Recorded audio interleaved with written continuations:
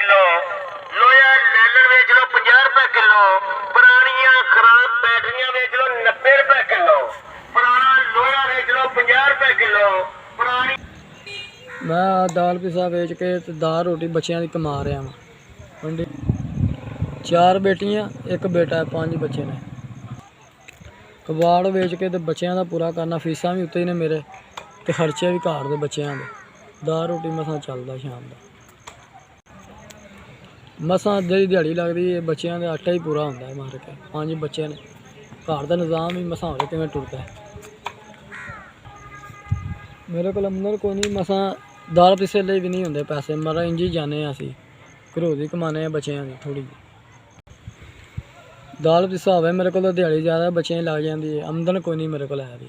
बच्चों मसां time pass करना पे, बच्चों के वसैल ज़्यादा कर लेना, तो कोई दाल पिसे कोई पैसे हो जान, मेरा टाइम पास होंदा है। मार के सारी दिहाड़ी मेहनत करके 4 ने घर ला टुर जी है। इन्ने वसैल नहीं मेरे, मैं कुछ थोड़ा समान ले ला। SVS उन्हों का बहुत बहुत शुक्रिया। 3000 मदद पहुँच गई है मेरे को। मैं 3000 दी चीज़ां लैवां दा, दाल पिसा ते आमदन वध जाएगी मेरी। मेहरबानी, बड़ा शुक्रिया अदा करना तुहाडा। मैं जिहड़ा कम तुहां कीता बड़ी शुक्रिया, मेहरबानी है। कम मेरा वध जाएगा, मदद की जे। अल्लाह तुहाडे बच्चों को खुश रखे।